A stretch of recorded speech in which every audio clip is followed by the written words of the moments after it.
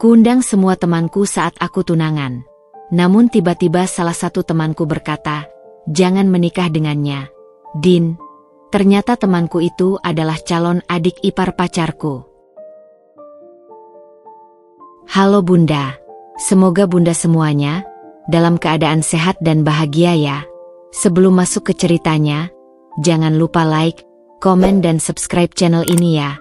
Selamat menonton. Udara sore itu terasa begitu hangat. Sehangat senyum yang kupaksakan di bibirku. Kafe bergaya rustik yang kusewa untuk acara pertunanganku dengan Marcel dipenuhi dekorasi bunga putih dan emas, balon-balon yang melayang-layang di langit-langit, serta lampu-lampu string yang berkelap-kelip lembut. Aku mengenakan gaun midi blush pink sederhana yang sengaja kupilih karena kesan anggunnya. Sementara Marcel berdiri gagah di sampingku dengan kemeja linen putih yang membuat kulit sawo matangnya terlihat semakin memesona. "Selamat ya, Dinda," seru salah seorang teman kantorku sambil memelukku erat. "Akhirnya kalian resmi bertunangan." Tambah yang lain, matanya berbinar-binar. Aku hanya bisa tersenyum, menahan gejolak rasa gugup dan bahagia yang campur aduk di dadaku. 2 tahun kami berpacaran, dan hari inilah puncaknya. Marcel baru saja melamarku sebulan yang lalu di pantai saat matahari terbenam. Dan hari ini kami meresmikannya di hadapan orang-orang terdekat. Tiba-tiba, mataku menangkap sosok Arya yang baru saja masuk ke dalam ruangan. Sahabatku sejak bangku kuliah itu terlihat berbeda. Biasanya ceria dan santai, kini wajahnya muram, matanya sembab seperti kurang tidur. Dia mengenakan kemeja biru tua yang biasanya tidak pernah ia pakai untuk acara santai seperti ini. "Arya, akhirnya datang juga," sambutku riang, berharap bisa mencairkan suasana hatinya yang jelas sedang tidak baik. Dia hanya mengangguk kaku, lalu menatap Marcel dengan pandangan yang sulit kubaca. Ada sesuatu yang mengganggu di sana, sesuatu yang membuat jantungku berdegup tidak karuan. Acara berlanjut. Marcel memberikan sambutan manis tentang betapa beruntungnya dia memilikiku, dan semua orang bertepuk tangan. Saat giliranku berbicara, suaraku hampir saja tercekat oleh emosi. "Terima kasih untuk semua yang hadir hari ini. Aku..." Tiba-tiba, suara pecahan gelas memotong ucapanku. Semua kepala menoleh ke sumber suara. "Arya." Dia berdiri tegak, wajahnya pucat tapi matanya membara. Gelas jus yang dipegangnya jatuh ke lantai, meninggalkan noda oranye di karpet. "Jangan menikah dengannya, Din." Suasana riuh langsung senyap. Napasku tercekat. "Arya? Apa yang..." Marcel sudah bertunangan dengan kakak perempuanku. Mereka bahkan sudah merencanakan pernikahan 6 bulan lagi. Dunia seakan berhenti berputar. Perlahan, aku menoleh ke Marcel, mencari tanda-tanda bahwa ini hanya lelucon buruk. Tapi yang kulihat adalah wajahnya yang mendadak pucat, bibirnya gemetar, dan keringat dingin yang mengalir di pelipisnya. "Ma Marcel?" bisikku, suaraku nyaris tidak keluar. Dia tidak menjawab. Tapi ketakutan di matanya sudah lebih dari cukup untuk membuatku mengerti. Aku merasa seperti ditampar. Di sekelilingku, bisik-bisik mulai terdengar. Beberapa tamu terlihat kaget. Beberapa lainnya malah mulai mengeluarkan ponsel, mungkin untuk merekam atau mengirim pesan. Arya melangkah mendekat, kini dengan air mata yang mengalir di pipinya. "Aku tidak ingin mengacaukan harimu, Din. Tapi aku tidak bisa diam melihatmu dibohongi seperti ini." Tanganku gemetar begitu hebat hingga cincin pertunangan di jariku terasa seperti besi panas. Perlahan, tanpa berpikir lagi, aku melepasnya. Suara logam berdentang kecil saat cincin itu kutaruh di meja. "Acara ini dibatalkan," kataku. Suaraku lebih tegas dari yang kukira. Lalu, sebelum air mataku benar-benar jatuh, aku berbalik dan berlari keluar, meninggalkan semua kebohongan itu di ruangan itu. Dan di tengah kekacauan yang kutinggalkan, satu hal yang pasti, hidupku tidak akan pernah sama lagi. Udara malam yang dingin menyambutku saat aku melesat keluar dari kafe, menghirup napas dalam-dalam seperti orang tenggelam yang baru saja mencapai permukaan. Gaun pinkku yang tadinya terasa begitu indah sekarang hanya mengingatkanku pada kebodohanku, pada betapa mudahnya aku tertipu. Kaki ini terus berlari tanpa tujuan, hanya ingin menjauh dari kebohongan yang baru saja menghancurkan segalanya. Tiba-tiba, langkahku tersendat saat sepatu hak kecilku terperosok di trotoar yang tidak rata. Aku terjatuh, lututku lecet, tapi rasa sakit fisik itu tidak ada artinya dibandingkan dengan hancurnya hatiku. Air mata yang selama ini kutahan akhirnya meledak, mengalir deras membasahi pipiku yang panas. Dinda, tunggu. Suara Arya dari belakang membuatku ingin lari lebih cepat, tapi tubuhku sudah tidak punya tenaga lagi. Dia berlutut di sampingku, wajahnya dipenuhi kepanikan dan penyesalan. Aku tidak tahu harus mulai dari mana, bisiknya, suaranya serak. Tangannya yang hangat meraih pundakku, tapi aku menggeleng keras, menolak penghiburan apapun. Kenapa baru sekarang kamu bilang? Teriakku. Suaraku pecah antara marah dan hancur. 2 tahun, Arya. 2 tahun aku bersama dia. Dan kamu. Arya menunduk. Jari-jarinya mencengkeram rambutnya sendiri seperti orang yang sangat frustasi. Aku baru tahu seminggu yang lalu, katanya pelan. Waktu Lina, kakak perempuanku, tidak sengaja menyebut nama Marcel sambil menunjukkan foto pertunangan mereka. Aku langsung tahu itu pacarmu. Dadaku sesak mendengar pengakuannya. Dan kamu memilih diam. Aku mencoba konfirmasi ke Marcel dulu. Aku tanyakan langsung ke dia, dan dia mengaku. Arya menarik napas dalam. Dia bilang akan mengakhiri hubungan dengan salah satu dari kalian. Aku tunggu, kupikir dia akan jujur padamu. Tapi ketika undangan pertunangan ini datang, suaranya tercekat. Aku bisa melihat betapa ini juga menyiksanya. Di kejauhan, suara langkah cepat mendekat. Marcel. Wajahnya yang biasanya begitu tampan sekarang terlihat pucat dan penuh keringat. Din, aku bisa jelaskan. Jelasin apa? Aku berdiri, tubuhku masih gemetar. Bahwa kamu punya tunangan lain? Bahwa selama ini kamu membohongi aku dan nama Lina tersangkut di tenggorokanku. Marcel meraih tanganku, tapi aku menyepaknya pergi. Aku bingung. Din, aku terjebak di antara kamu dan Lina. Keluarganya punya koneksi bisnis dengan. Jadi ini tentang uang. Potongku, merasa semakin mual. Kamu mendua karena keluarganya kaya. Arya berdiri di sampingku. Sikapnya sekarang lebih protektif. Sudah cukup, Marcel. Pergi. Tapi Marcel malah meledak. Ini semua salahmu, Arya. Kamu tidak seharusnya ikut campur. Suasana semakin memanas ketika tiba-tiba telepon Marcel berbunyi. Dari layar yang terbuka, aku bisa melihat foto Lina dengan tulisan, "Sayang," muncul. Marcel langsung mematikan panggilan, tapi sudah terlambat. Seketika itu juga, sesuatu dalam diriku patah. Semua kenangan manis selama 2 tahun ini tiba-tiba terasa palsu. Setiap aku cinta kamu, setiap janji setia, semua dusta belaka. Aku menarik cincin pertunangan dari jari manisku. Cincin yang sempat kupakai dengan begitu bangga, dan melemparkannya ke arah Marcel. Kamu tidak pantas memakaikan ini padaku. Cincin itu jatuh di aspal dengan suara kecil yang ironisnya terdengar sangat keras di telingaku. Marcel mencoba meraih lenganku lagi. Dinda, tunggu. Tapi Arya sudah menahannya. Dia bilang pergi. Aku berbalik, meninggalkan mereka berdua di sana. Langkahku terhuyung-huyung seperti orang mabuk. Setiap tarikan napas terasa menyakitkan, seolah-olah ada pecahan kaca di dadaku. Hujan mulai rintik-rintik turun, menyamarkan air mata yang terus mengalir di wajahku. Aku tidak tahu harus pergi kemana. Ke rumah orang tua? Aku tidak kuat melihat wajah ibuku yang pasti akan ikut hancur. Ke apartemenku yang dindingnya penuh foto bersama Marcel? Di tengah kebingungan itu, satu hal yang aku tahu pasti, hidupku sudah berubah selamanya malam ini.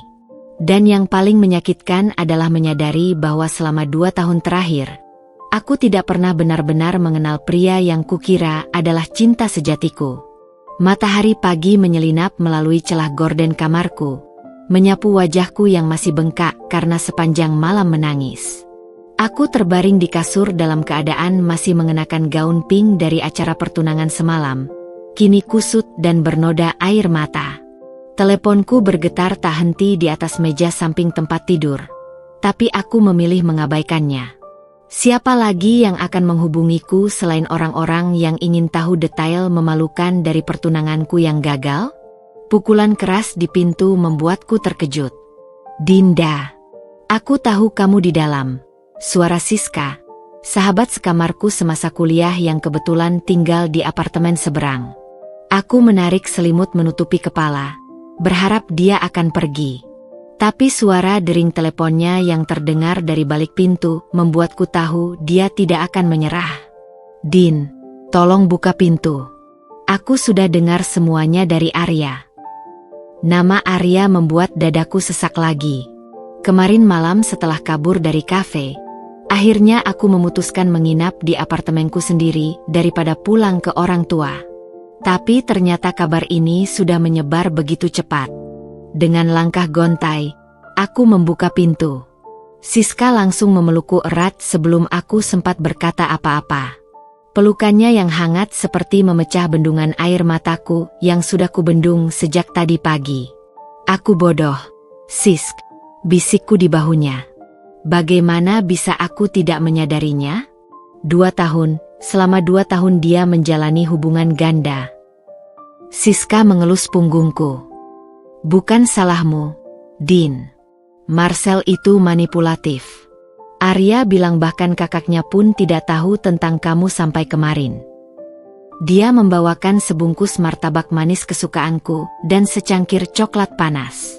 Aroma kayu manis yang mengepul dari cangkir itu someho membuat segalanya terasa sedikit lebih baik. Media sosialmu sudah di blow up, kata Siska sambil menyodorkan teleponnya.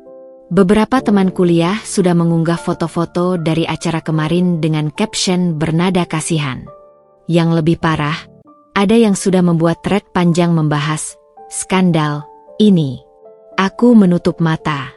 Aku tidak sanggup melihatnya. Tapi Siska memaksaku. Kamu harus lihat ini dulu. Di layar terpampang postingan Arya yang diunggah 3 jam lalu. Sebuah pernyataan panjang disertai bukti percakapan Marcel dengan Lina, kakak Arya, dan foto-foto pertunangan mereka yang ternyata sudah berlangsung 6 bulan. Yang membuatku tersentak adalah paragraf terakhir. Dinda tidak tahu apa-apa. Dia korban dalam semua ini. Tolong hormati privasinya. Siapapun yang menyebarkan rumor tidak benar tentangnya akan berurusan dengan hukum. Air mataku menetes lagi. Selama ini aku sempat menyalahkan Arya karena tidak segera memberitahuku. Tapi ternyata dia yang pertama membelaku di depan publik. Teleponku bergetar lagi. Kali ini dari Mama. Aku menarik napas dalam sebelum mengangkat. Dinda? Sayang. Suara Mama bergetar. Ayah dan aku baru lihat beritanya. Kamu baik-baik saja. Mendengar suaranya, semua keberanianku runtuh. Aku malu. Acara pertunangan yang seharusnya bahagia malah jadi. Sayang, malu itu milik Marcel, bukan kamu, potong ayah yang ternyata ikut mendengarkan. Kami sedang dalam perjalanan ke apartemenmu. Setelah menutup telepon, aku melihat diri sendiri di cermin. Mata bengkak, riasan berantakan, rambut kusut. Bayangan diriku yang menyedihkan ini sangat kontras dengan wanita percaya diri yang berdiri di pesta pertunangan kemarin. Siska memegang pundakku. Pertama, mandi. Kedua, ganti baju. Ketiga, dia mengeluarkan botol wine dari tasnya. Kita minum sambil bakar semua barang pemberian Marcel. Untuk pertama kalinya sejak semalam, aku tersenyum kecil. Mungkin ini memang awal yang baru, awal yang menyakitkan, tapi setidaknya aku tidak sendirian. Aku berjalan ke kamar mandi, dan untuk pertama kalinya memandangi cincin pertunangan yang biasanya selalu kupakai di jari manis kiriku. Sekarang kosong. Tapi anehnya, di balik semua rasa sakit ini, ada kelegaan kecil. Lebih baik tahu sekarang daripada setelah menikah. Air shower yang hangat mengalir di tubuhku, mencoba membersihkan tidak hanya keringat dan air mata, tapi juga kenangan-kenangan palsu yang selama ini melekat. Langkah pertamaku di hari baru ini terasa berat, tapi setidaknya, aku mulai melangkah. Seminggu telah berlalu sejak pesta pertunangan yang berubah menjadi bencana itu. Awalnya aku berharap badai ini akan cepat berlalu, tapi justru semakin banyak gelombang yang datang menghantam. Pagi ini, saat aku berjalan memasuki lobi gedung kantor, semua mata seolah tertuju padaku. Bisik-bisik yang sengaja dibuat keras cukup sampai ke telingaku. Itu dia cewek yang ditipu Marcel. Katanya dia yang merusak hubungan Marcel sama tunangannya yang asli. Aku dengar dia sampai mengancam bunuh diri. Tanganku mengepal erat di samping tubuh. Aku tahu pasti sumber rumor-rumor keji ini. Marcel. Saat lift terbuka, aku berharap bisa segera mencapai meja kerjaku yang sepi. Tapi nasib berkata lain. Di depan pintu lift berdiri Karina, kolega yang selalu dekat dengan Marcel. Dinda, sambutnya dengan senyum tipis yang tidak sampai ke matanya. Kabar burung bilang kamu pindah divisi. Aku mengerutkan kening. Apa? Dia menyilangkan tangan. Ya, setelah insiden minggu lalu. HR pasti tidak mau drama di kantor. Dadaku sesak. Ini baru. Aku memang sudah mempersiapkan diri menghadapi pandangan aneh, tapi tidak sampai ancaman kehilangan pekerjaan. Tidak ada yang akan pindah. Suara tegas tiba-tiba muncul dari belakangku. Pak Andri, kepala divisi kami, berdiri dengan wajah masam. Kecuali mereka yang menyebarkan gosip di jam kerja. Karina segera mengubah sikap. Saya hanya meeting jam 10. Persiapkan presentasimu. Potong Pak Andri sebelum menepuk bahuku. Dinda, nanti mampir ke ruanganku. Sepanjang pagi, konsentrasiku buyar. Jari-jariku gemetar mengetik email. Berkali-kali harus mengedit karena salah ketik. Saat jam istirahat, aku memutuskan menyendiri di tangga darurat. Telepon bergetar. Pesan dari Arya. Kak Lina baru saja konfrontasi Marcel. Dia mengaku sudah putus denganmu sejak bulan lalu. Jangan kaget kalau dia membuat cerita baru. Aku memejamkan mata. Jadi ini strateginya. Menjadikanku mantan yang tidak bisa move on. Ketukan di pintu tangga darurat membuatku terkejut. Arya berdiri di sana dengan wajah khawatir. Aku tidak tahan tidak mengecek kondisimu, katanya sambil mengeluarkan kotak makan dari tas. Aku bawa nasi padang favoritmu. Aroma rendang yang harum tiba-tiba membuatku sadar betapa lapar diriku sejak kemarin. Kamu tidak harus melakukan ini, bisikku. Tapi tanganku sudah menerima kotak makan itu. Arya duduk di sampingku. Aku merasa bertanggung jawab. Bukan salahmu, jawabku sambil menyuap nasi hangat. Kamu justru menyelamatkanku dari kesalahan yang lebih besar. Dia diam sejenak.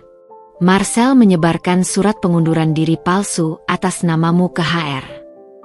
Garpu di tanganku berhenti. Apa? Tapi kepala HRD kebetulan teman kakakku. Mereka sudah mengkonfirmasi ke aku. Arya menghela napas. Dia semakin nekat, Din. Sore itu, seperti diperkirakan, aku dipanggil ke ruang HR. Tapi yang mengejutkan, Marcel juga ada di sana, duduk dengan wajah polos seolah dialah korban. Dinda. Buka Burani dari HR dengan suara datar. Kami menerima laporan bahwa kamu mengancam akan melukai diri sendiri jika Marcel tidak kembali padamu. Aku nyaris tersedak. Itu tidak benar. Marcel mengeluarkan suara mendesah. Dinda, aku mengerti kamu terluka. Tapi, tunjukkan buktinya. Tantangku. Suaraku lebih keras dari yang kurencanakan. Burani menunjukkan print out beberapa pesan teks berisi ancaman. Alamat emailnya memang mirip milikku. Tapi bukan. Ini bukan aku, kataku yakin. Ini bisa dicek IP address-nya.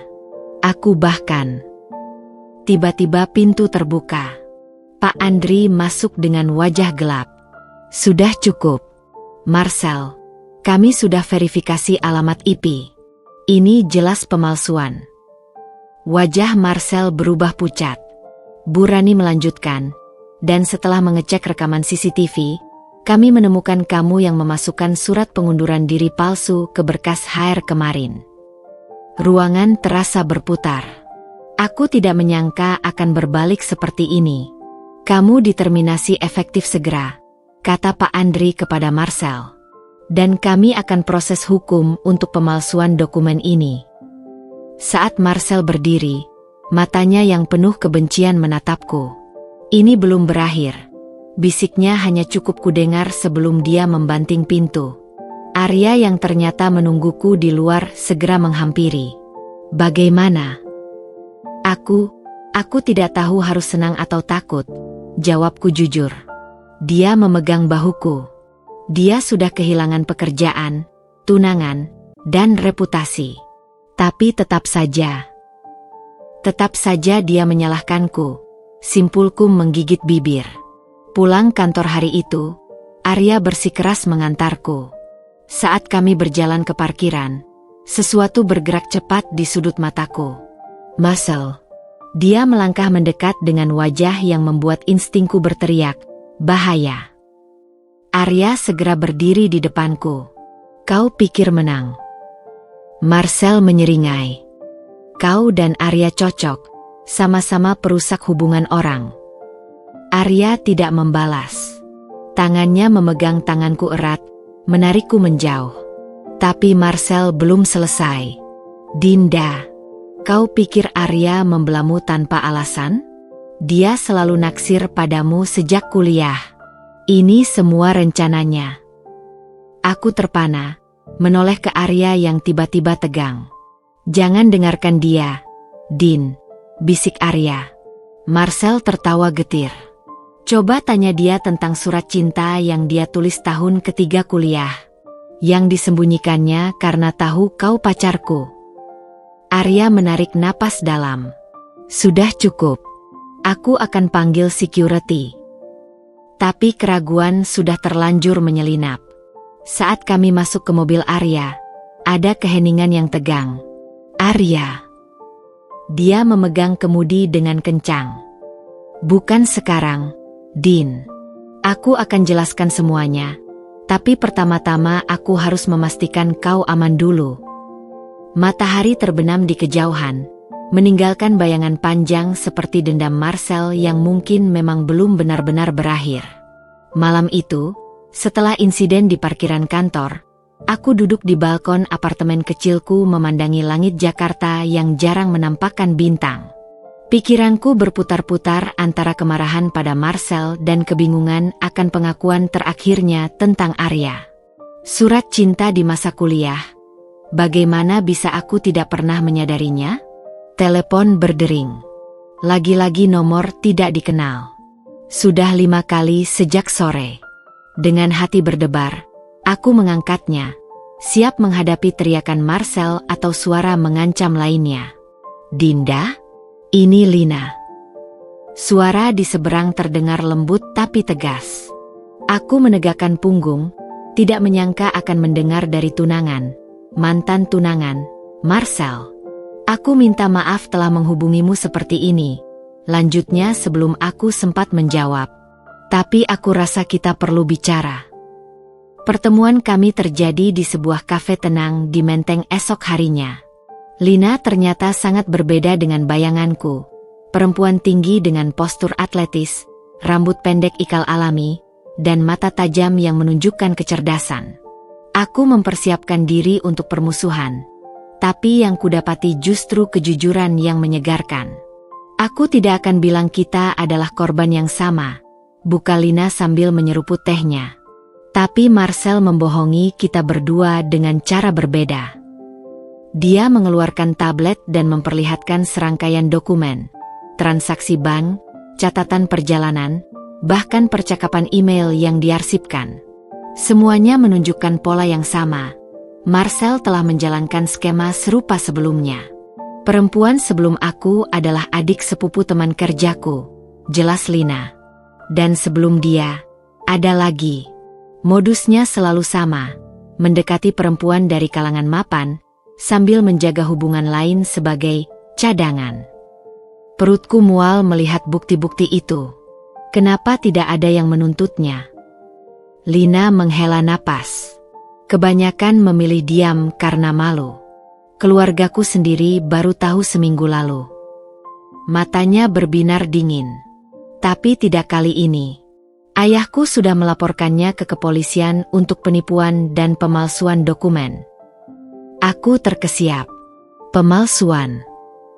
Surat keterangan penghasilan palsu untuk pinjaman bank, jelasnya. Dia mengatasnamakan perusahaan tempatmu bekerja. Puzzle mulai tersusun. Itulah alasan sebenarnya Marcel nekat memalsukan surat pengunduran diriku. Dia sedang berusaha menutupi jejak penipuan finansialnya sebelum perusahaan menyelidiki. Pertemuan kami berlangsung hampir 2 jam. Aku keluar dengan kepala penuh informasi dan perasaan aneh, sedikit lega mengetahui kebenaran, tapi juga marah pada diri sendiri karena pernah tertipu olehnya. Saat sampai di apartemen, Arya sudah menungguku di depan pintu dengan wajah khawatir. "Kemana saja kamu?" "Aku sudah telepon berkali-kali." "Aku bertemu Lina," jawabku datar, memperhatikan reaksinya. Arya mengerutkan kening. "Dia mengancammu." "Sebaliknya, dia memberiku semua senjata untuk menghancurkan Marcel." Aku menyilangkan tangan. "Tapi sekarang aku ingin kamu jujur padaku tentang surat cinta itu."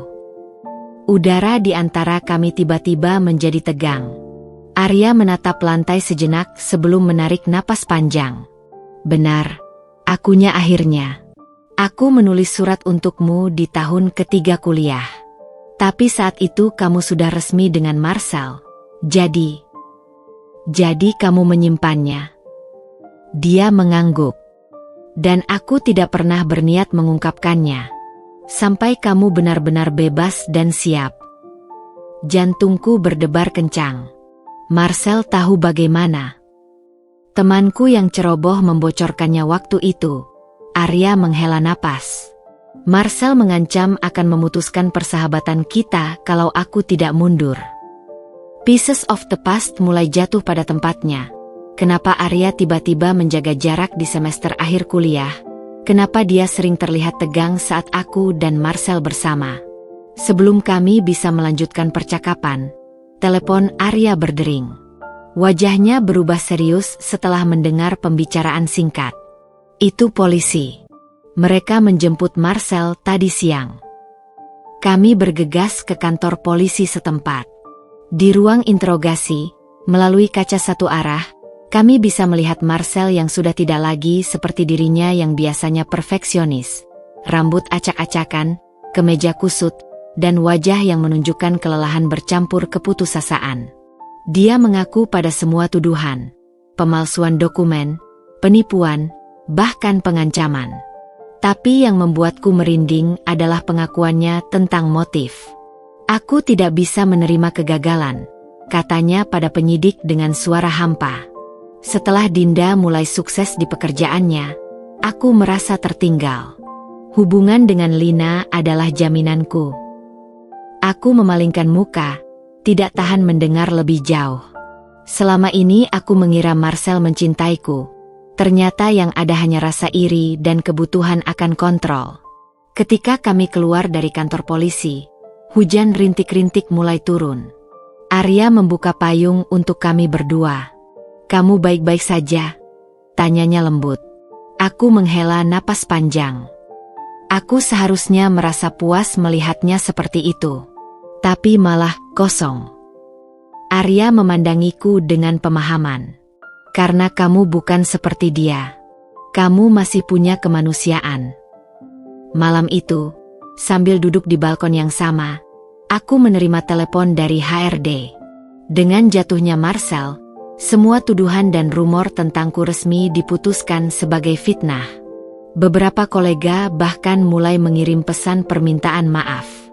Tapi yang paling mengejutkan adalah pesan dari Lina. "Kita mungkin tidak akan bertemu lagi, tapi aku ingin kamu tahu, Arya adalah orang baik. Jangan biarkan Marcel merusak itu juga." Aku memandangi bintang-bintang yang akhirnya muncul di langit malam, merasakan sesuatu yang hilang mulai pulih perlahan. Bukan hanya reputasiku, tapi juga keyakinanku pada kebaikan, dan mungkin pada cinta yang tulus. Pagi itu, ketika aku melangkah masuk ke kantor setelah seminggu cuti, seluruh ruangan seketika hening seperti adegan film yang dijeda. Meja-meja kerja yang biasanya ramai dengan obrolan dan ketikan keyboard tiba-tiba sunyi. Beberapa rekan mengalihkan pandangan dengan cepat saat mataku menangkap pandangan mereka, sementara yang lain justru menyengajakan kontak mata dengan ekspresi penuh penilaian. Aku berjalan menuju mejaku dengan kepala tegak, meski telapak tanganku berkeringat dingin. Di atas meja, ada tumpukan dokumen yang belum tersentuh sejak kejadian itu, dan secangkir kopi dari kedai langgananku yang sudah dingin, pemberitaan seseorang yang mungkin merasa kasihan. "Dinda," suara Pak Andri memanggil dari balik pintu kantornya. "Sebentar." Jantungku berdegup kencang. Ruangan kerjanya yang biasanya terasa nyaman kini seperti ruang interogasi. "Kamu tahu kami harus melakukan investigasi internal setelah semua yang terjadi," mulutnya sambil menyusun beberapa dokumen. "Termasuk memeriksa semua proyek yang pernah kamu kerjakan bersama Marcel." Aku menggigit bibir bawah. Selama 2 tahun bekerja sama, tentu ada banyak keputusan yang kami buat berdua. Persetujuan tanda tangan, laporan keuangan kecil, perubahan dokumen proyek. Kami menemukan beberapa ketidakberesan. Lanjutnya, dan dadaku serasa dihantam palu godam. Tapi setelah ditelusuri, semua tanda tanganmu ternyata dipalsukan. Aku ternganga. "Apa?" Dia mengeluarkan berkas laporan keuangan proyek 3 bulan lalu, proyek besar yang kukerjakan bersama Marcel. Tanda tanganku terpampang jelas di bagian persetujuan, tapi aku sama sekali tidak ingat pernah menandatanganinya. "Kami sudah memanggil ahli grafologi," ujar Pak Andri. "Dan ini memang bukan tanda tanganmu." Marcel mengaku melakukannya agar proyek bisa cepat disetujui. Rasa mual muncul tiba-tiba. Tidak hanya mengkhianati hubungan kami, dia juga membahayakan karirku dengan risiko hukum. "Tapi ada kabar baik," lanjutnya dengan senyum kecil pertama sejak pertemuan dimulai. "Atas permintaan klien, kamu ditunjuk sebagai project lead pengganti untuk proyek baru ini." Dia mengeluarkan kontrak tebal. "Mereka sangat menghargai profesionalitasmu selama ini."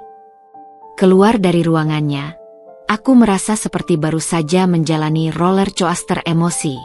Beberapa rekan mulai mendekat, mungkin setelah melihat ekspresi lega di wajahku. "Din, kita mau makan siang bersama?" tanya Rara dari tim kreatif. Sudah lama nggak ngobrol. Aku bisa merasakan perubahan sikap mereka. Dari yang semula menjauh kini berusaha mendekat lagi. Tapi yang paling mengejutkan adalah Karina, si penyebar gosip utama, yang tiba-tiba memberiku flash disk berisi file presentasi. "Untuk rapat besok," katanya cepat. Aku sudah rapikan sesuai format yang biasa kamu pakai." Senyumanku terasa pahit. Dunia memang berputar cepat. Dari menjadi bahan gunjingan kini berubah menjadi teman lagi. Saat makan siang, telepon Arya berdering. "Gimana hari pertamamu?" tanyanya penuh perhatian. Aku menghela napas. Seperti baru sadar bahwa selama ini hidup di tengah sekumpulan bunglon. Dia tertawa pendek. Selamat datang di dunia nyata. Nanti malam aku jemput jam 7. Ada yang mau kutunjukkan. Sepanjang sisa hari, aku mencoba fokus pada pekerjaan. Tapi pikiran terus melayang pada apa yang akan ditunjukkan Arya. Apakah ini terkait pengakuannya kemarin? Atau tentang kasus Marcel? Tepat pukul 7, Arya sudah menunggu di lobi dengan mobilnya. Wajahnya berseri-seri seperti anak kecil yang menyimpan rahasia. Kita kemana? Tanyaku sambil memasang sabuk pengaman. Dulu, jawabnya singkat sambil menyetir. Kami berakhir di kampus kami dulu, tempat di mana segalanya bermula. Gedung-gedung yang dulu terasa megah sekarang tampak lebih kecil. Tapi nuansa nostalgia tetap kuat. Arya memarkir di dekat perpustakaan dan mengajakku ke sebuah bangku di taman kampus. Bangku yang sama di mana dulu kami sering mengerjakan tugas bersama. Dulu di sini, katanya sambil duduk, tepat di bangku ini, aku menyadari aku mencintaimu. Angin malam berhembus pelan, membawa aroma bunga Kamboja dari pohon di dekatnya. Aku bisa merasakan detak jantungku semakin kencang. Itu tahun ketiga kuliah. Saat kamu presentasi tentang kampanye sosial kita. Lanjutnya, matanya berbinar dalam cahaya lampu taman. Kamu bicara dengan begitu much passion sampai-sampai aku lupa bernapas. Aku tersenyum, teringat momen itu. Dan kamu diam saja selama 2 tahun. Dia mengangkat bahu. Kamu bahagia dengan Marcel. Aku tidak ingin merusak itu. Dan sekarang? Tanyaku. Suaraku hampir berbisik. Arya mengambil napas dalam. Sekarang aku hanya ingin kamu tahu bahwa apapun yang terjadi, perasaanku tulus. Tidak terburu-buru, tidak ada manipulasi. Di kejauhan, suara mahasiswa yang tertawa riang terdengar samar. Aku memandangi wajah Arya yang tulus, tidak seperti Marcel yang setiap kata dan tindakannya selalu terukur untuk kesan tertentu. Kalau aku butuh waktu. Dia tersenyum. Kita punya semua waktu di dunia. Pulang ke apartemen malam itu, aku berdiri lama di depan cermin, memandangi wanita di balik pantulan itu.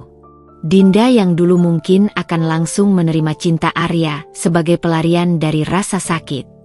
Tapi Dinda yang sekarang, yang sudah belajar betapa pahitnya tertipu, tahu bahwa penyembuhan harus datang dari dalam dirinya sendiri dulu. Telepon berdering. Ibuku. Sayang, besok kan hari libur. Ayahmu mau mengajak makan malam di rumah. Kamu bisa ajak Arya juga kalau mau. Suaranya terdengar ringan, tapi aku bisa mendengar nada harap di baliknya. Selama seminggu terakhir, Arya sudah menjadi semacam pahlawan di mata orang tuaku. Penyelamat yang melindungi putri mereka dari pria jahat. Aku tanya dulu ya, Ma, jawabku sambil tersenyum. Meletakkan telepon, aku melihat sekilas dokumen proyek baru di mejaku. Kesempatan untuk membuktikan diri, untuk bangkit dari keterpurukan. Dan di sampingnya, ada secangkir coklat hangat pemberitaan Arya tadi siang yang sudah dingin, tapi tetap meninggalkan rasa manis. Mungkin, perlahan-lahan, dunia tidak lagi menjadi musuh yang harus kutaklukkan. Mungkin, hanya mungkin, aku mulai bisa mempercayainya lagi. Minggu-minggu berlalu seperti air mengalir. Perlahan tapi pasti membawa perubahan. Kantor yang dulu terasa seperti medan perang kini mulai kembali normal. Meski tetap ada bisik-bisik sesekali di belakangku. Namun, pagi ini, sesuatu yang berbeda menyambutku saat aku tiba di meja kerjaku. Sebuah amplop coklat tebal tanpa nama pengirim tergeletak di atas keyboard. Jari-jariku gemetar saat membukanya. Isinya adalah printout percakapan email antara Marcel dan seseorang bernama Hendra, rekan kerjanya di divisi keuangan.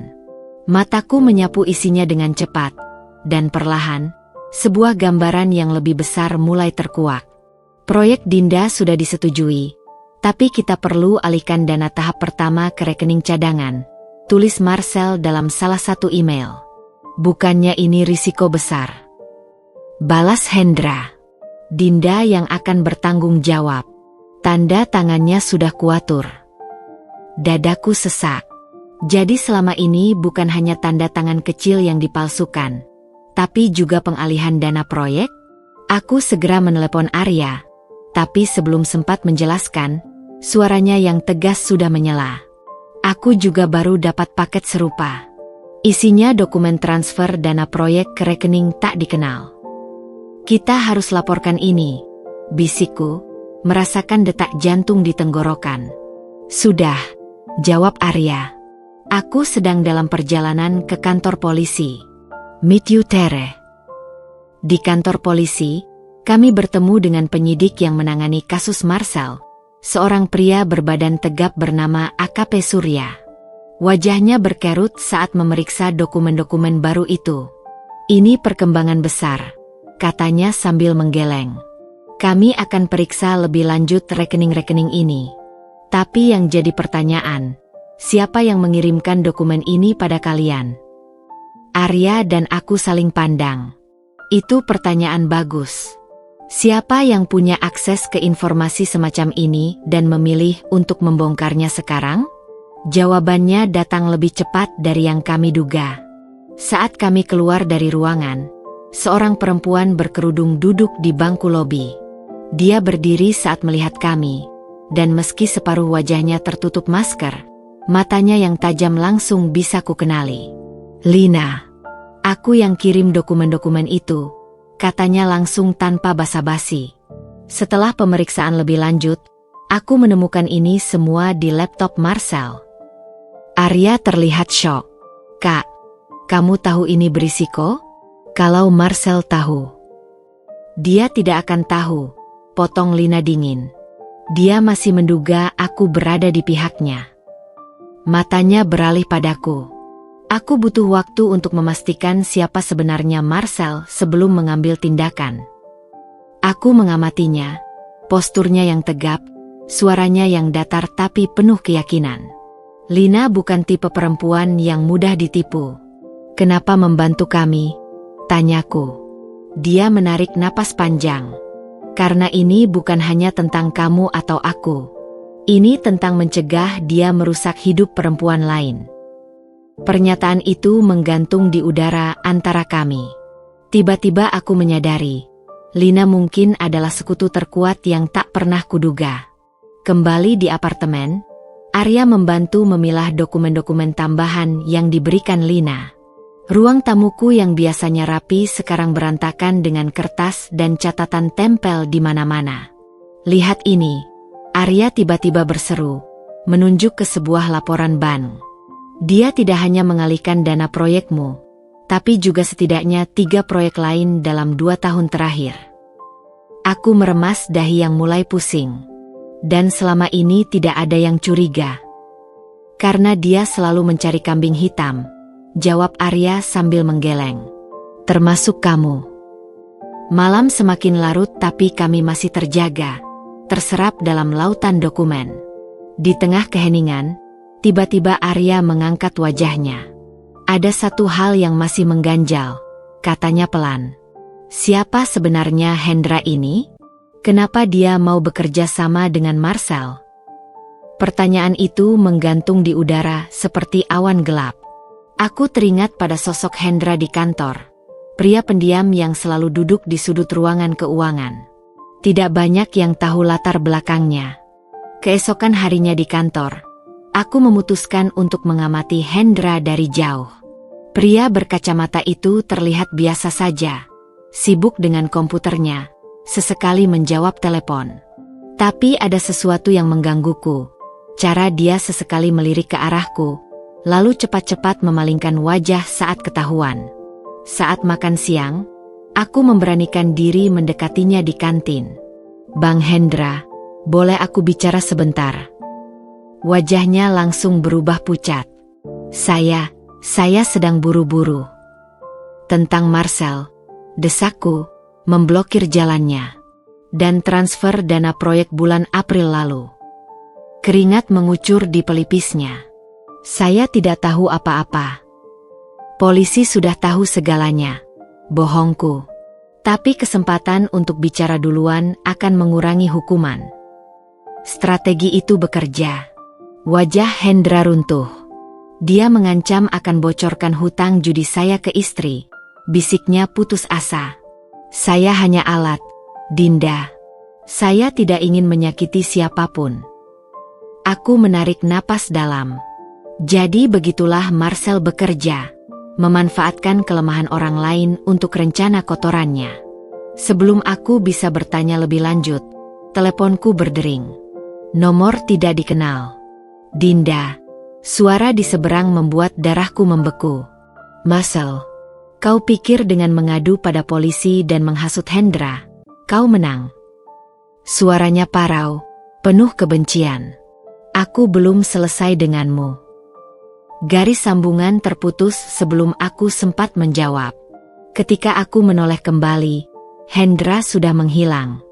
Di penghujung hari, saat aku dan Arya duduk di mobil memproses semua perkembangan hari ini, hujan mulai turun dengan deras. Tetesan air menghantam kaca depan seperti detak jantung yang tak beraturan. Dia semakin terpojok, kata Arya sambil menatap jalanan yang mulai basah. Itu membuatnya berbahaya. Aku mengangguk pelan, menatap bayangan wajahku yang samar di kaca jendela. Tapi sekarang kita tahu kebenarannya. Dan itu yang terpenting. Arya meraih tanganku. Kita akan melalui ini bersama. Malam itu, sambil mendengarkan suara hujan di luar jendela, aku merenungkan semua yang telah terungkap. Kebenaran memang pedang bermata dua, menyakitkan tapi juga membebaskan. Dan seperti hujan yang membersihkan debu di jalanan, mungkin ini adalah proses pembersihan yang harus kulalui untuk benar-benar bebas dari bayangan Marcel. Hujan yang turun semalaman meninggalkan genangan-genangan di jalanan, memantulkan cahaya lampu kota yang buram seperti gambaran pikiranku yang tak kunjung jernih.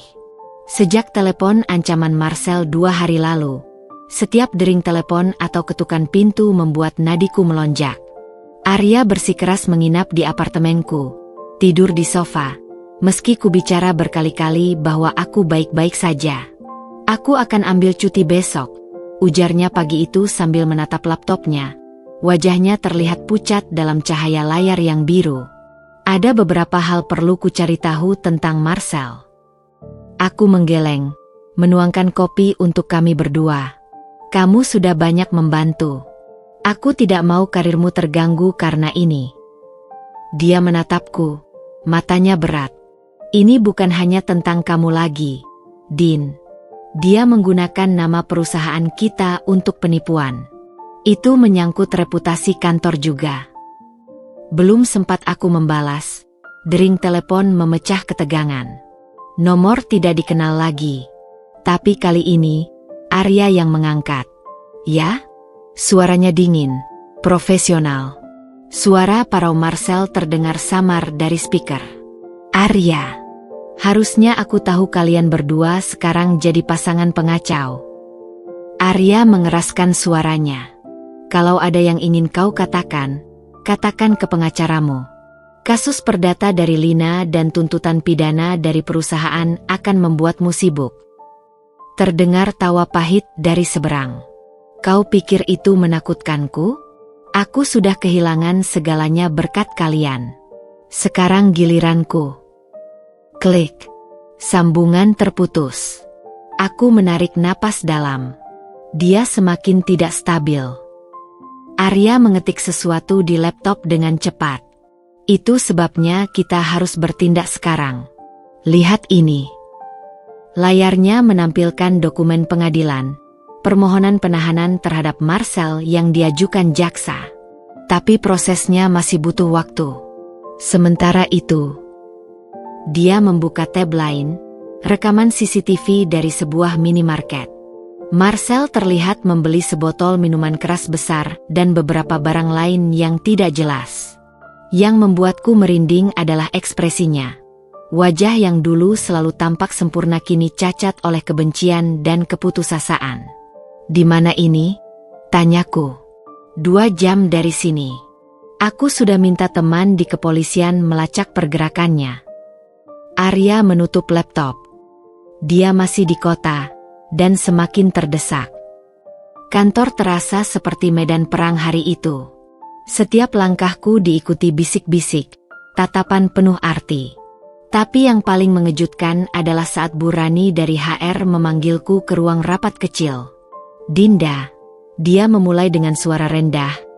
Kami menemukan sesuatu dalam audit internal. Dia mengeluarkan dokumen setebal jari, catatan perjalanan dinas Marcel selama setahun terakhir. Lihat tanggal-tanggal ini. Mataku menyapu daftar itu. Beberapa perjalanan ke Bandung, Surabaya, bahkan Bali. Semua atas nama proyek yang kukerjakan. Tapi satu hal yang membuat darahku membeku. Aku tidak pernah ke Bali untuk proyek ini, bisikku. Bu Rani mengangguk berat. Kami memeriksa lebih lanjut. Tiket pesawat atas namamu, tapi yang berangkat adalah Marcel dan... Dia berhenti sejenak. Seorang perempuan. Foto print out dari bandara menunjukkan Marcel dengan perempuan berambut panjang. Bukan Lina, bukan juga aku. Perasaan mual muncul tiba-tiba. Jadi selama ini, selain menipu uang perusahaan, dia juga menggunakan namaku untuk berpesta dengan perempuan lain? Kami sedang proses hukum untuk semua ini, kata Bu Rani sambil menutup berkas. Tapi aku rasa kamu perlu tahu sejauh apa kebohongannya.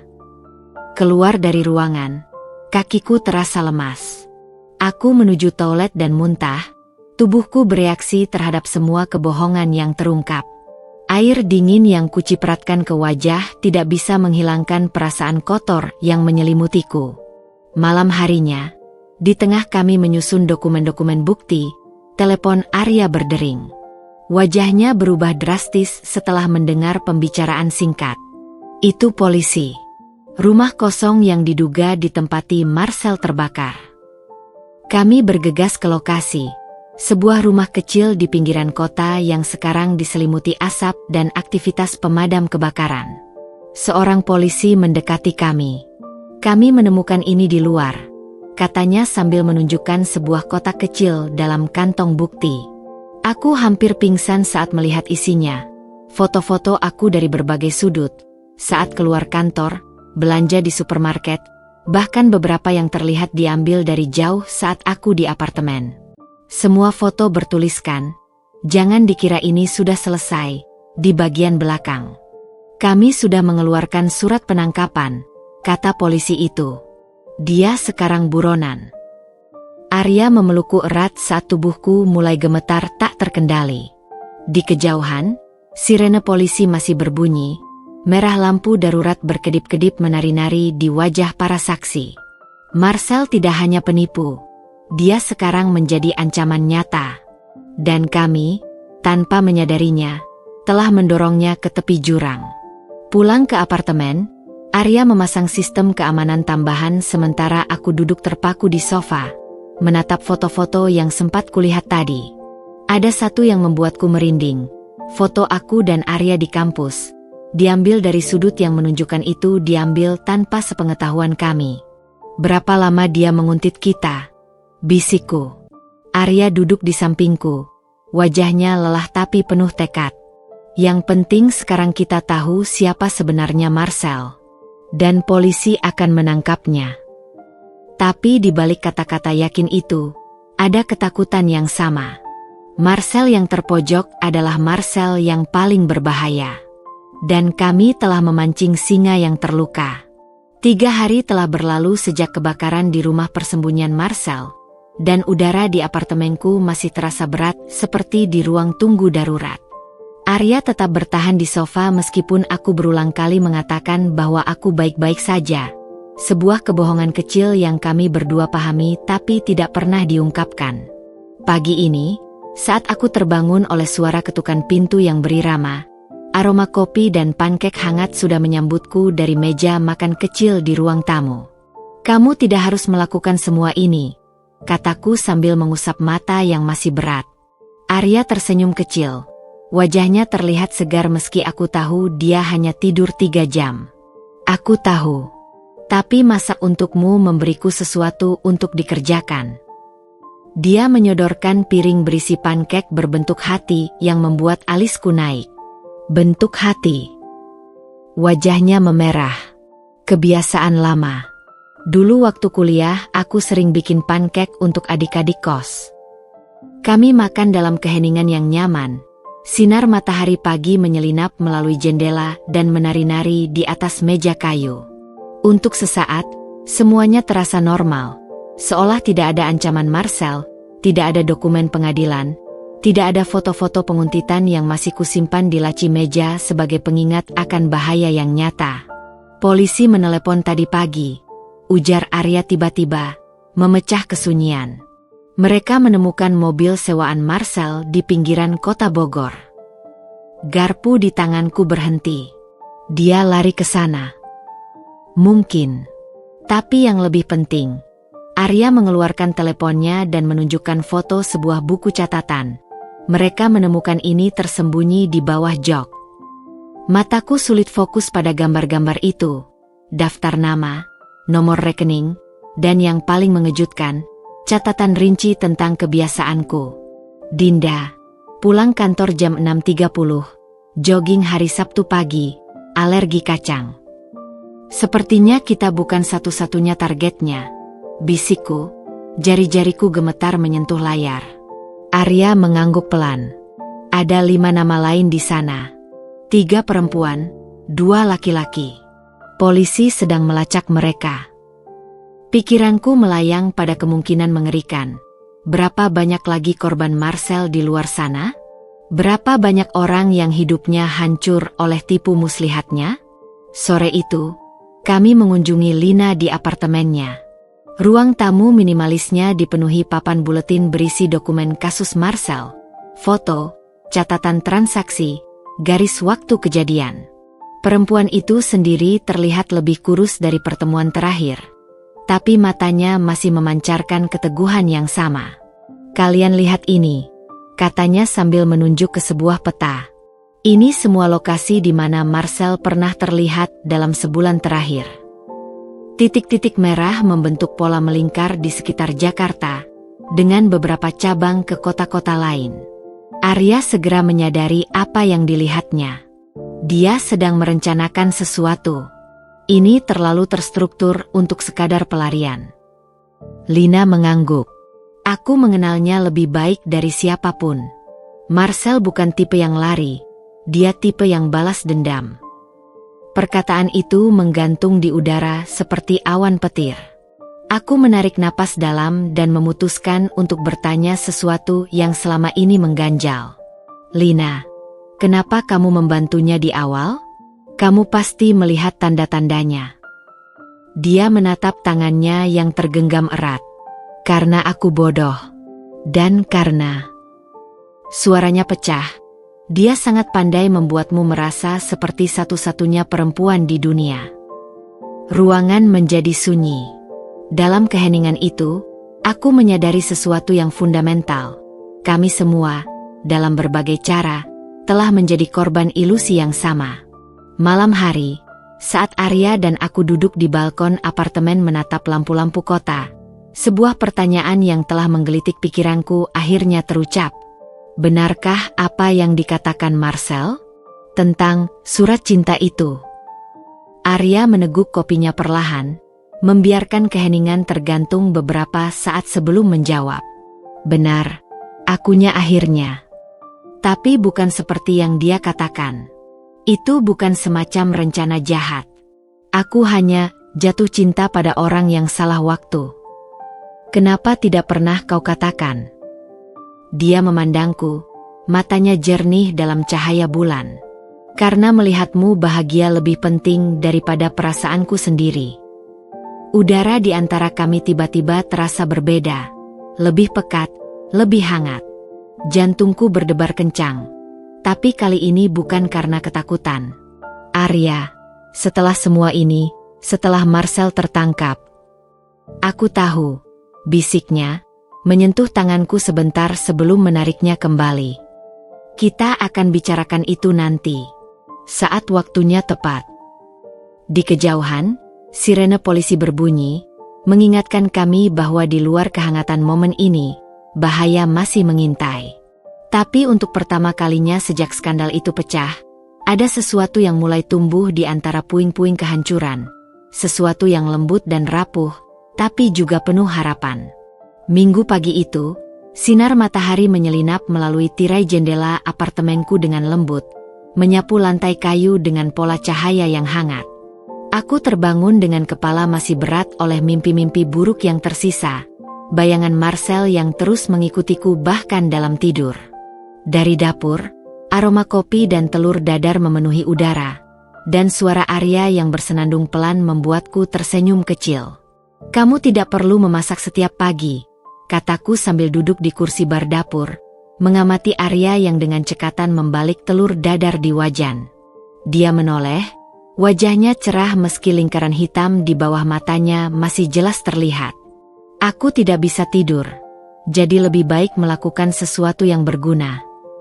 Teleponnya bergetar di atas meja, dan dari ekspresinya yang tiba-tiba berubah, aku tahu pasti itu dari keluarganya. "Masih marah?" tanyaku pelan.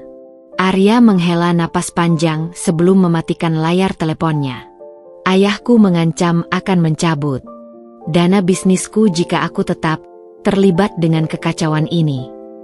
Ini adalah pertama kalinya Arya secara terbuka membicarakan tekanan dari keluarganya. Selama 2 minggu terakhir, aku hanya menangkap dua penggal percakapan tegang yang dia lakukan di balkon. Suaranya rendah tapi tegang. "Kekacauan ini," ulangku, mencoba menahan nada tersinggung yang mungkin terdengar.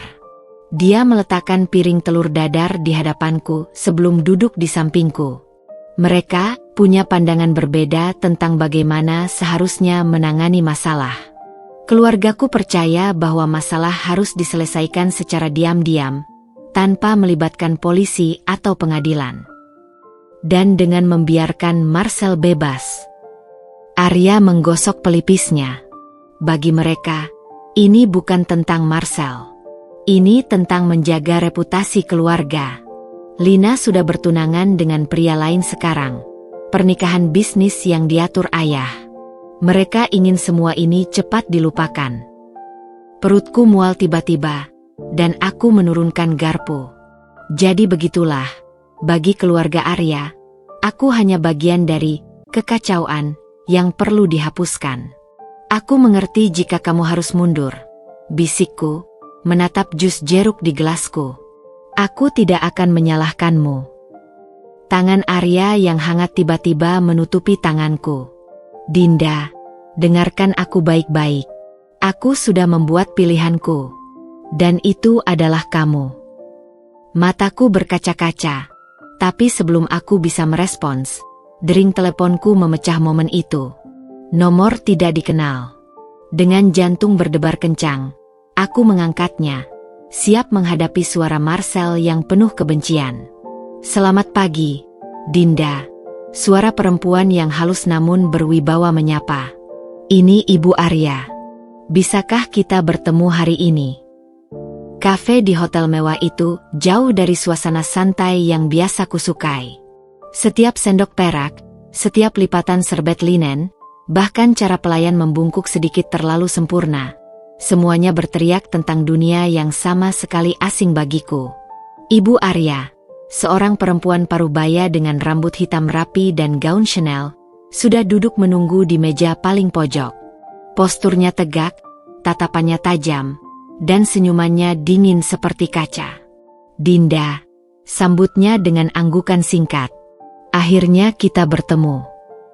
Aku berusaha tersenyum sambil duduk di hadapannya.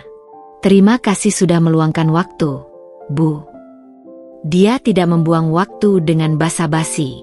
"Kamu pasti mengerti kekhawatiran kami tentang kedekatanmu dengan Arya."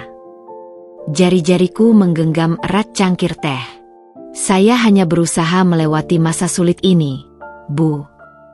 Yang saya lihat," lanjutnya dengan suara datar, "adalah anak saya mengorbankan segalanya untuk seseorang yang membawa masalah." Matanya menyipit.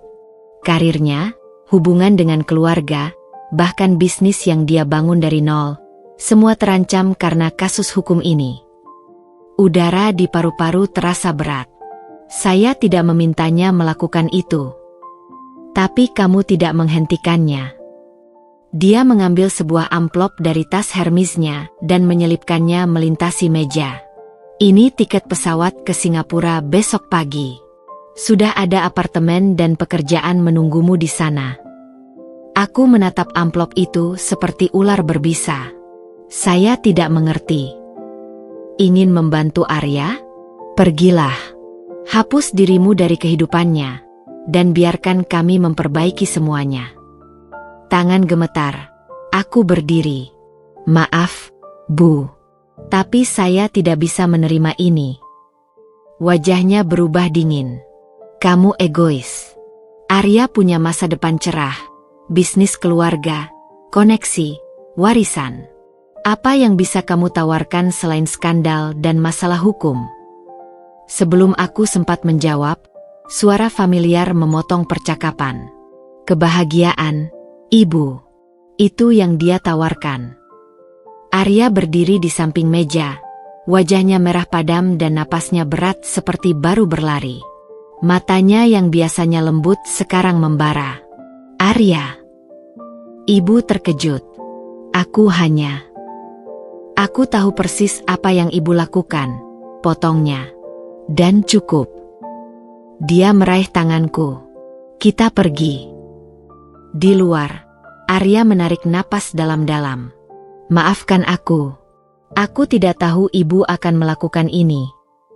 Aku memandanginya, rambutnya yang acak-acakan, kemejanya yang tidak rapi, mata yang penuh penyesalan. Di balik semua itu, ada seseorang yang dengan tegas memilihku di tengah badai. Keluargamu benar tentang satu hal, bisikku. Aku memang membawa masalah. Dia mengangkat daguku dengan lembut. Dan masalah itu bernama Marcel, bukan Dinda. Jangan pernah bingung antara korban dengan pelaku. Mobil kami dipanggil, tapi sebelum sempat masuk, telepon Arya berdering lagi. Wajahnya berubah pucat saat mendengar suara di seberang. Kapan? Tanyanya singkat. Di mana? Saat dia menutup telepon, matanya penuh dengan sesuatu yang membuat jantungku berhenti sejenak. Ketakutan murni. Mereka menemukan Marcel. Dia menyandera seorang perempuan di apartemennya. Darahku membeku. Siapa? Arya menatapku. Wajahnya campuran amarah dan keputusasaan. Lina. Lampu rotator biru merah dari mobil polisi memantulkan cahayanya yang mengganggu di dinding apartemen Lina, menciptakan suasana surreal seperti adegan film thriller. Aku berdiri di belakang garis polisi, jari-jariku menggenggam erat jaket Arya yang kukenakan, mencoba menahan tubuhku yang gemetar. Bau asap dan bensin memenuhi udara. Beberapa petugas sedang berdiskusi dengan suara rendah bahwa Marcel mengancam akan membakar apartemen jika polisi mencoba masuk. Kakakku ada di dalam sana, bisik Arya, suaranya serak. Wajahnya yang biasanya tenang sekarang pucat pasi. Matanya tidak pernah lepas dari jendela lantai 3 di mana sesekali bayangan Marcel terlihat bergerak. Seorang petugas polisi mendekati kami, wajahnya berkerut dalam ekspresi serius. Kami sudah berkomunikasi dengan tersangka. Dia hanya mau berbicara dengan 2 orang. Tangannya menunjuk ke arahku dan Arya. Kalian berdua. Darahku berdesir dingin. Apa yang dia inginkan? Untuk bertemu kalian. Berdua. Tanpa polisi. Arya segera menggeleng. Itu jebakan. Dia sudah kehilangan segalanya. Dia tidak punya lagi yang bisa dipertaruhkan. Tapi aku sudah melangkah maju. Aku akan masuk. Dinda, tidak. Arya menarik lenganku. Kamu tidak tahu apa yang bisa dia lakukan. Aku memandang matanya yang penuh ketakutan. Dan untuk pertama kalinya sejak semua ini dimulai, aku merasa benar-benar tenang. Justru aku yang tahu persis apa yang bisa dia lakukan. Dan itu kenapa aku harus masuk. Lift menuju lantai 3 terasa seperti bergerak dalam gerak lambat. Arya berdiri di sampingku, napasnya berat dan terkendali. Dia telah berdekat keras dengan polisi untuk diizinkan mendampingiku, dengan syarat mereka akan segera menerobos jika ada tanda bahaya. Kita punya 5 menit, bisiknya sambil menekan perekam suara kecil ke telapak tanganku. Kalau situasi memburuk, katakan kata Kamboja. Itu kode untuk tim SWAT. Tanganku yang dingin menggenggam erat perekam itu. Arya, kalau sesuatu terjadi. Dinda. Dia memotong, matanya membara dengan intensitas yang membuatku terpana. Kita akan keluar bersama. Percayalah padaku. Pintu lift terbuka, dan koridor kosong yang terlihat biasa saja justru membuatku semakin tegang. Langkah kami bergema di lantai marmer saat kami mendekati pintu apartemen Lina. Sekarang terbuka sedikit, seperti mulut yang menganga menunggu mangsa. Aku menarik napas dalam dan mendorong pintu itu. Pemandangan di dalam membuat perutku mual. Apartemen yang dulu rapi sekarang berantakan. Foto-foto di dinding pecah, vas bunga hancur di lantai, dan di tengah ruangan, Lina duduk di kursi dengan tangan terikat. Wajahnya pucat tapi masih terlihat tenang. Dan di belakangnya, berdiri Marcel dengan pisau dapur di satu tangan dan botol bensin di tangan lainnya. Ah, akhirnya, ujarnya dengan suara yang terlalu riang untuk situasi mengerikan ini. Matanya merah, rambutnya acak-acakan, dan bau alkohol menyengat dari napasnya. Pasangan pahlawan datang menyelamatkan. Arya segera melangkah maju. Lepaskan kakakku, Marcel. Ini antara aku dan kamu. Marcel tertawa. Suara yang dulu pernah kukagumi sekarang terdengar seperti kertas sobek. Oh, ini jauh lebih besar dari sekedar kamu dan aku, Arya. Pisau di tangannya berkilat saat dia mengarahkannya ke arahku. Ini tentang dia. Tentang bagaimana kalian berdua merusak hidupku. Lina mengangkat wajahnya, dan meski dalam keadaan terikat, matanya masih tajam. Dia mabuk, bisiknya. Sudah ngomong tidak karuan sejak tadi. Aku perlahan melangkah maju, berusaha menjaga suaraku tetap tenang. Marcel, apa yang kamu inginkan? Uang? Transportasi ke luar negeri? Kami bisa atur itu.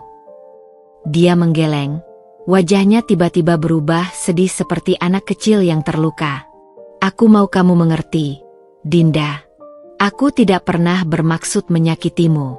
Aku hanya terjebak. Di sudut mataku, aku melihat Arya perlahan bergerak memutar, berusaha mendekati Lina dari samping. Aku harus menjaga perhatian Marcel. Kamu terjebak dalam kebohonganmu sendiri, kataku pelan. Tapi belum terlambat untuk menghentikan ini. Tiba-tiba ekspresi Marcel berubah lagi, dari sedih menjadi marah dalam sekejap.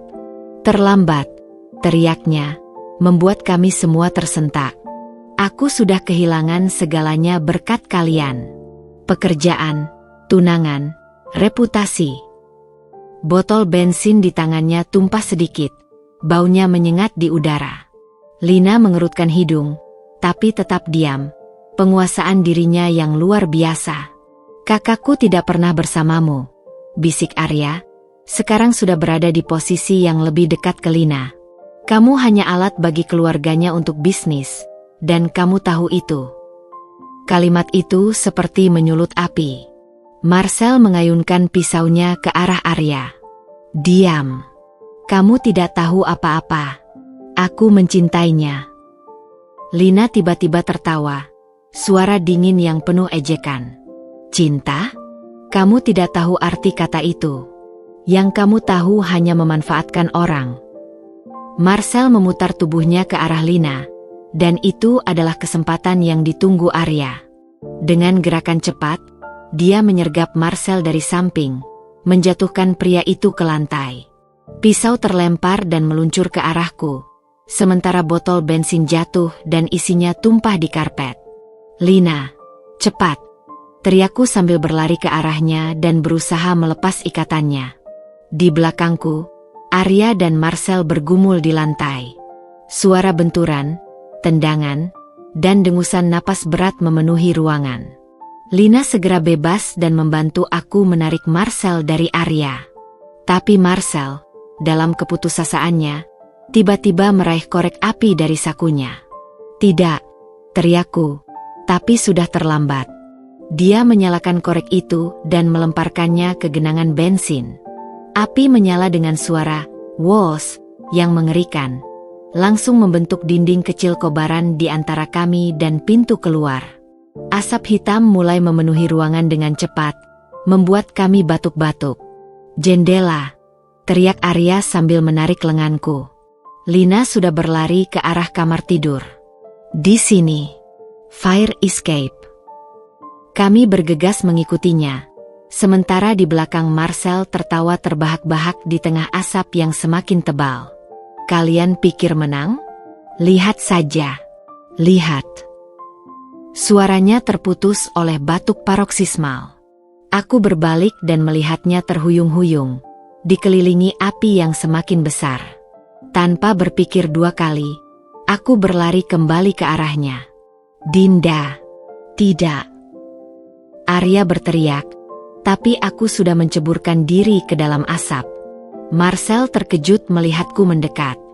Matanya yang merah berair penuh pertanyaan. "Aku tidak akan membiarkanmu mati," teriakku di atas deru api yang semakin keras, berusaha menarik lengannya. "Bahkan setelah semua yang kamu lakukan." Wajahnya berubah, dari kebencian menjadi sesuatu yang lebih kompleks. Tapi sebelum sempat bereaksi, langit-langit di atas kami mengeluarkan suara mengerikan. Arya tiba-tiba ada di sampingku, menarik kami berdua dengan kekuatan yang tidak kusangka dia miliki. Kami nyaris terhindar dari runtuhan plafon yang jatuh tepat di tempat Marcel berdiri tadi. "Keluar sekarang!" pekik Arya. Dengan Marcel yang setengah sadar di antara kami bergegas ke jendela kamar tidur di mana Lina sudah menunggu di tangga darurat. Udara dingin malam menyambut kami saat kami keluar dari neraka yang kami tinggalkan di dalam. Di bawah, sirene pemadam kebakaran semakin dekat. Marcel, sekarang sepenuhnya sadar, menatapku dengan ekspresi yang tidak bisa kubaca sebelum polisi segera memborgolnya. Arya menarikku ke pelukannya, tubuhnya gemetar sama sepertiku. "Jangan pernah lagi kamu mengambil risiko seperti itu," bisiknya di antara batuk-batuk. Di balik bahunya, aku melihat Lina sedang diperiksa para medis. Dia menatapku, lalu melakukan sesuatu yang tidak pernah kuduga. Dia mengangguk pelan, matanya berbinar dengan rasa hormat baru. Dan di kejauhan, di antara kerumunan orang dan lampu darurat, aku melihat sosok Ibu Arya berdiri di depan mobil mewahnya. Wajahnya tidak bisa kutebak ekspresinya saat melihat anak lelakinya memelukku erat di tengah puing-puing kehancuran. Rumah sakit itu terlalu terang, terlalu dingin, dan terlalu penuh dengan suara monitor yang berdetak konstan seperti pengingat akan waktu yang terus berjalan. Aku duduk di kursi plastik keras di ruang tunggu Icu, menatap tangan yang masih sedikit menghitam oleh jelaga. Bau disinfektan yang menyengat bercampur dengan sisa aroma asap yang menempel di rambutku, menciptakan sensasi mual yang terus menggelitik tenggorokanku. Di seberang ruangan, Arya sedang berbicara dengan dokter. Wajahnya yang biasanya tegar sekarang terlihat lelah dan penuh kerutan. Lina sudah dipindahkan ke kamar biasa. Luka bakarnya ringan, tapi menghirup asap membuat paru-parunya perlu diawasi semalam. "Kamu harus periksa juga." Aku terkejut saat Arya tiba-tiba berdiri di hadapanku, menawarkan secangkir air mineral dingin. "Aku baik-baik saja," bisikku, meski suaraku masih serak dari asap yang kuhirup tadi malam. Arya berlutut di depanku, matanya yang merah menatapku dengan intens. "Dinda, kamu berlari ke dalam api. Kamu menyelamatkan nyawa orang yang hampir membunuh kita semua. Tidak ada bagian dari itu yang baik-baik saja." Tangannya yang hangat menutupi tanganku yang dingin, dan untuk pertama kalinya sejak kejadian, aku merasakan getaran halus di jari-jarinya. Arya yang selalu kuat, yang selalu menjadi sandaranku, ternyata juga gemetar. Dokter mendekat dengan clipboard di tangan. Kami perlu memeriksa paru-paru Anda, Nyonya. Dan luka bakar di lengan ini perlu dibersihkan. Aku mengangguk patuh, tapi sebelum berdiri, aku menarik napas dalam. Marcel, bagaimana keadaannya? Dokter itu bertukar pandang dengan Arya sebelum menjawab. Stabil. Luka bakar tingkat 2 di sekitar 15% tubuhnya, dan beberapa kerusakan paru-paru dari asap. Tapi dia akan bertahan. Kata-kata itu seharusnya membuatku lega. Tapi yang kurasakan justru kelelahan yang begitu dalam. Seperti semua emosi selama 24 jam terakhir tiba-tiba menumpuk di tulang-tulangku. Proses pemeriksaan berlangsung cepat. Paru-paruku ternyata lebih baik dari yang diperkirakan, dan luka bakar di lenganku hanya superficial. Saat kami keluar dari rumah sakit, fajar sudah mulai menyingsing, mengecat langit dengan warna oranye pucat. Arya memarkir mobilnya di tempat parkir yang sepi, tapi tidak segera menyalakan mesin. Dia hanya duduk diam, kedua tangannya masih mencengkeram kemudi dengan kencang. "Kamu menyelamatkan nyawanya," ujarnya tiba-tiba, suaranya berat. Setelah semua yang dia lakukan. Aku menatap jendela mobil yang mulai berembun. Aku tidak melakukannya untuk dia. Lalu untuk siapa? Untuk diriku sendiri, jawabku pelan. Aku tidak mau menjadi seperti dia, membiarkan kebencian mengubahku. Udara di dalam mobil terasa tegang. Arya menatapku lama, matanya berbinar dengan sesuatu yang tidak bisa kubaca. Kekaguman? Ketakutan? Atau sesuatu yang lebih dalam? Aku tidak sekuat itu. Akhirnya dia mengaku, suaranya pecah. Kalau itu tergantung padaku, aku akan membiarkannya terbakar di sana. Pernyataannya yang jujur itu seperti tamparan. Selama ini, Arya selalu menjadi yang terkuat di antara kami. Yang paling tenang, paling rasional.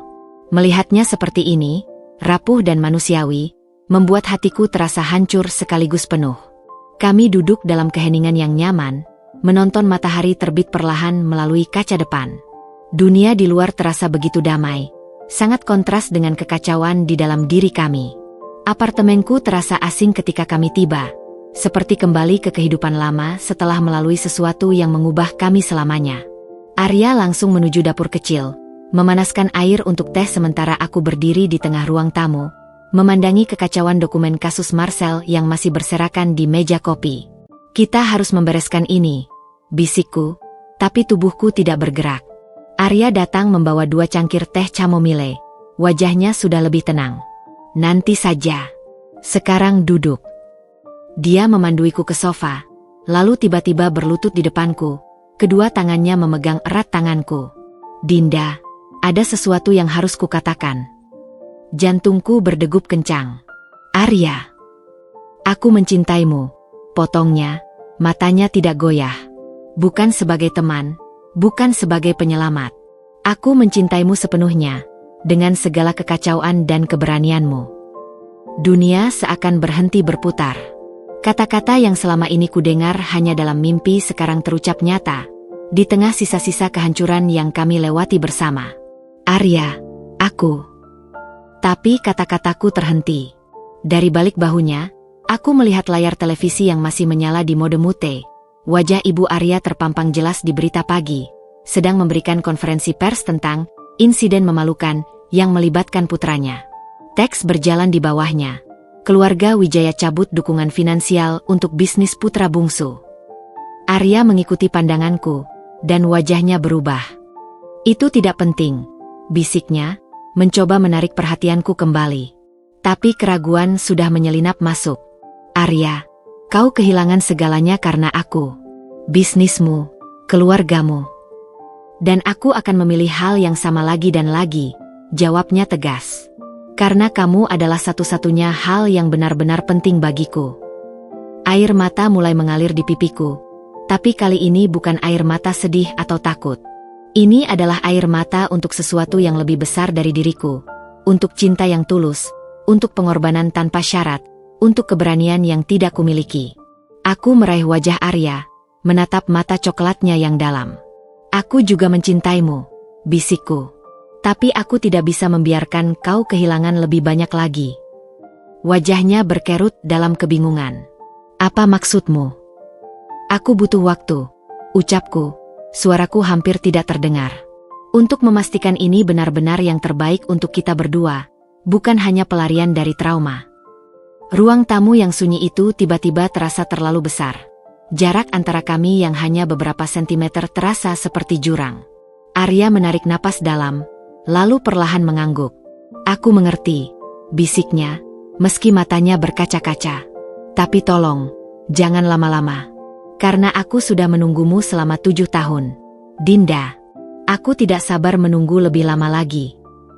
Dia mengecup keningku dengan lembut sebelum berdiri, meninggalkan cangkir teh yang masih mengepul di meja, dan hatiku yang terbelah antara mengikutinya atau membiarkannya pergi. 3 minggu telah berlalu sejak malam kebakaran itu, dan udara Jakarta mulai terasa lebih lembab, pertanda musim hujan akan segera tiba. Aku berdiri di depan cermin kamar mandi apartemen, mengamati bekas luka bakar di lengan kananku yang perlahan memudar menjadi garis-garis merah muda. Dokter mengatakan akan tetap ada bekas, tapi tidak terlalu jelas. Seperti semua luka dalam hidupku, yang meski sembuh, tetap meninggalkan jejak samar sebagai pengingat. Teleponku bergetar di atas meja. Pesan dari Siska, sahabatku yang dengan setia menemani hari-hariku sejak Arya dan aku memutuskan untuk mengambil jeda. Gue di lobi. Jangan lama-lama. Janji sama wedding plannernya jam 10. Aku menarik napas dalam. Hari ini adalah hari konsultasi pertama dengan wedding planner untuk pernikahan Lina. Pernikahan yang diatur keluarganya dengan pria baru pilihan mereka, hanya 6 minggu setelah insiden dengan Marcel. Aku setuju hadir sebagai pendukung moral, meski sebenarnya tidak yakin apakah kehadiranku diinginkan. Siska menyetir dengan santai melewati jalanan Jakarta yang mulai padat. Lo yakin mau ke acara ini? Gak takut ketemu sama keluarga Arya? Lina yang mengundangku, jawabku sambil menatap jendela. Dia bilang butuh pendapatku soal dekorasi. Siska mengerutkan kening. Setelah semua yang terjadi, tiba-tiba dia jadi saudara ipar peduli. Aku menghela napas. Hubunganku dengan Lina memang berubah drastis sejak malam penyelamatan itu. Dari musuh menjadi, apa tepatnya? Bukan teman, tapi mungkin sekutu yang saling memahami. Gedung megah tempat konsultasi wedding itu berlangsung membuat perutku mual. Karpet merah, lampu kristal, dan pelayan yang tersenyum terlalu manis. Semuanya berteriak tentang dunia yang sama sekali asing bagiku. Lina sudah menunggu di lobi, mengenakan blazer putih yang membuat kulit sawo matangnya bersinar. Dia melambai saat melihatku. Dinda, kamu benar-benar datang. Aku tersenyum kecil. Janji adalah janji. Ruangan konsultasi di lantai atas dihiasi dengan sampel kain, mood board, dan album foto pernikahan mewah. Tapi yang langsung menarik perhatianku adalah sosok perempuan anggun di sudut, Ibu Arya, yang terlihat sama terkejutnya melihatku di sini. Dinda, sambutnya dingin, matanya menyapu penampilanku dari atas ke bawah. Tidak menyangka akan melihatmu di sini. Lina segera menyela. Ibu, Dinda adalah tamu undanganku. Dia membantuku memilih warna tema. Ibu Arya mengangkat alis. Kami sudah memiliki wedding planner profesional untuk itu. Tapi Dinda punya selera yang baik, balas Lina dengan nada yang membuat ibunya terdiam. Konsultasi berjalan dengan canggung. Aku duduk diam sambil sesekali memberikan pendapat saat Lina memintanya, merasakan tatapan Ibu Arya yang seperti belati di punggungku. Saat acara hampir berakhir, Lina menarikku ke samping. Aku tahu ini tidak mudah untukmu, tapi terima kasih sudah datang. Aku hanya bingung kenapa kamu menginginkanku di sini, bisikku jujur. Lina menatapku, matanya tiba-tiba sangat mirip Arya. Karena kamu berani menyelamatkan orang yang membencimu. Karena kamu membuat adikku bahagia dengan cara yang tidak pernah bisa kami lakukan. Suaranya turun menjadi bisikan. Dan karena aku ingin ibuku melihat apa yang sebenarnya dia tolak. Sebelum aku sempat merespons, pintu ruangan terbuka dan jantungku nyaris berhenti. Arya berdiri di sana, terlihat sama terkejutnya melihat kami semua. Aku hanya mau mengantarkan dokumen yang kau lupa, ujarnya pada Lina, sambil memegang amplop. Ibu Arya segera berdiri. Arya, baiknya kamu. Tapi Arya sudah melangkah mendekatiku. Kamu di sini. Dunia seakan menyempit hanya pada kami berdua. Sudah 3 minggu sejak kami terakhir bertatapan, dan wajahnya sekarang terlihat lebih tirus, matanya lebih dalam, seperti seseorang yang kurang tidur. Lina mengundangku, bisikku. Dia mengangguk pelan. Aku tahu. Kamu baik-baik saja.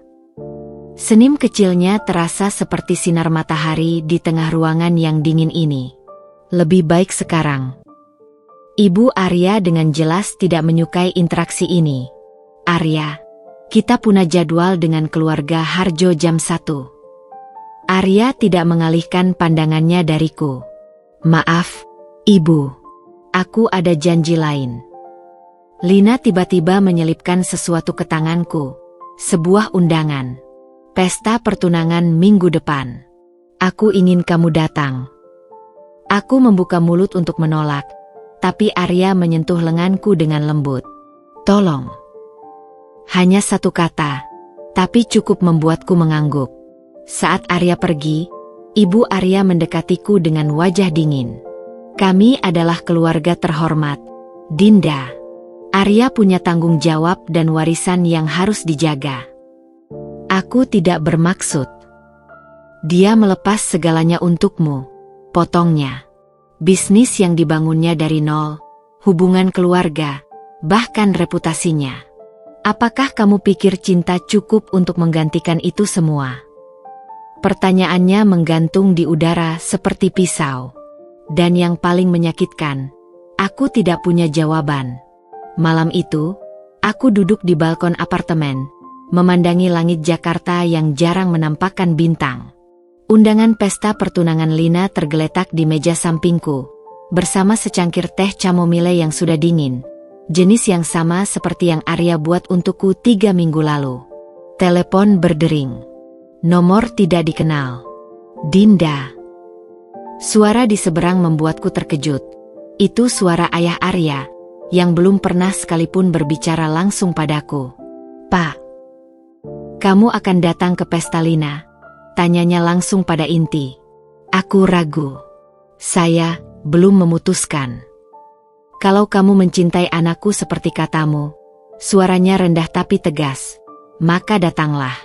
Hadapi kami. Tunjukkan bahwa kamu layak untuk perjuangannya. Sambungan terputus sebelum aku sempat merespons. Aku menatap telepon dengan perasaan campur aduk. Tantangan itu jelas. Tapi apakah aku cukup kuat untuk menghadapinya? Di kejauhan, lampu-lampu kota berkedip seperti bintang buatan, mengingatkanku pada malam di balkon Arya ketika dia pertama kali mengaku mencintaiku.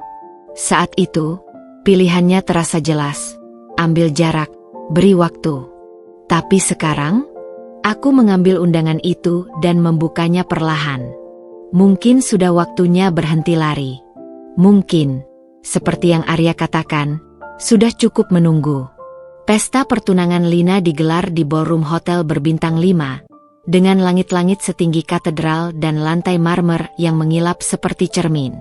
Aku berdiri di depan pintu masuk, mengenakan gaun sederhana warna blush pink yang pernah kupakai di hari pertunanganku yang gagal dengan Marcel. Semacam pembuktian pada diriku sendiri bahwa aku bisa mengambil kembali momen yang pernah dirampas dariku. Tangan gemetar memegang undangan. Aku menarik napas dalam-dalam. Di balik pintu itu, ada seluruh keluarga Arya, teman-teman dari kalangan elit, dan mungkin, jika keberuntungan memihak, Arya sendiri. Kamu yakin mau melakukan ini? Siska membisik di sampingku. Matanya menyapu penampilanku yang jelas-jelas underdressed dibanding tamu lain yang lalu lalang dengan gaun haute couture dan setelan jas tailor-made. Tidak, jawabku jujur. Tapi aku lebih tidak yakin untuk terus lari. Begitu melangkah masuk, ruangan yang riuh perlahan menjadi sunyi.